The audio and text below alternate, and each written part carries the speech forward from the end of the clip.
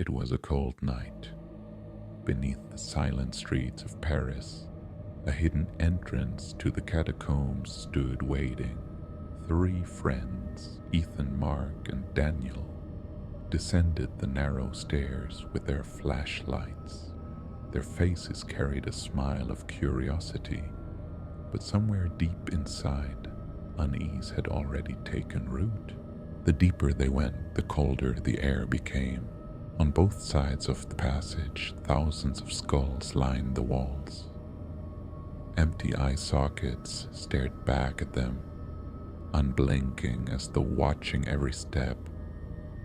Their footsteps echoed, multiplying until it seemed like someone else was walking with them. Ethan laughed nervously. These are just stories. There are no such things as ghosts. But as soon as he spoke, a faint sound scraped across the stone floor behind them, like a finger dragging across rock. The group froze. Mark tilted his head, listening closely. Then they all heard it, a whisper. So soft, almost like a breath. Words formed out of nothing. Come closer.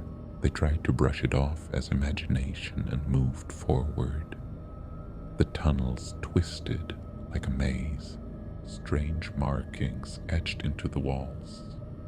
Names of saints, forgotten dates, prayers long lost. At one turn, a shadow seemed to slip just beyond the reach of their flashlight beams. Daniel gasped. Someone's here, maybe another tourist, but when they shone their lights into every corner, there was nothing, only silence, and the endless gaze of skulls. The darkness grew heavier. Every turn felt the same. Stone, bones, silence, and yet the whispers followed. Sometimes faint, sometimes clearer. Stop here. Stop here. Suddenly Mark shouted, I saw someone. All three swung their flashlights. A shadow darted along the wall. They rushed to the spot only to find a dead end. Then, right beside their ears, a whisper came again. Clearer this time. Why have you come here? Their hearts pounded. Panic surged. They began walking faster, their lights shaken in their hands. The passages bent and wound endlessly. Minutes felt like hours. The deeper they went, the more the air felt alive, with sighs, with fragments of voices, with cries they couldn't explain. They ran toward it.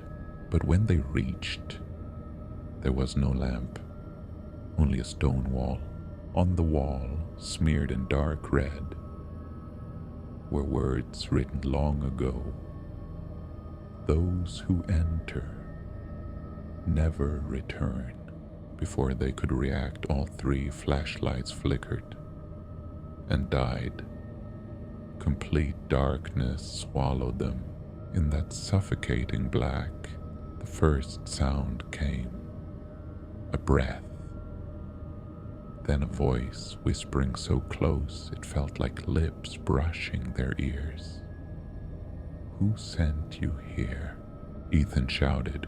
Who's there? But the answer was not one voice. It was many, dozens, hundreds, screams, prayers, cries, all crashing against the stone walls, until the tunnel itself seemed to shriek. Mark finally managed to spark his flashlight back to life, only to reveal a mass of shadows gathering, drifting slowly toward them. Run! Daniel screamed. They sprinted blindly, turning corner after corner.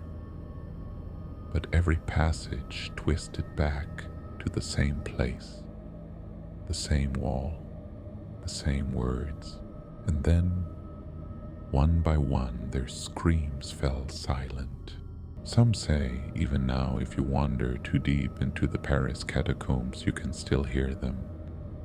The voices of the three friends, sometimes calling for help, sometimes whispering warnings, but most often, just one phrase: no one ever leaves. If you enjoyed this terrifying story, make sure to hit the like button, subscribe to Haunted Shadows, and share this video with fellow horror lovers so you never miss a scare. And tell us in the comments, what would you do if this happened to you?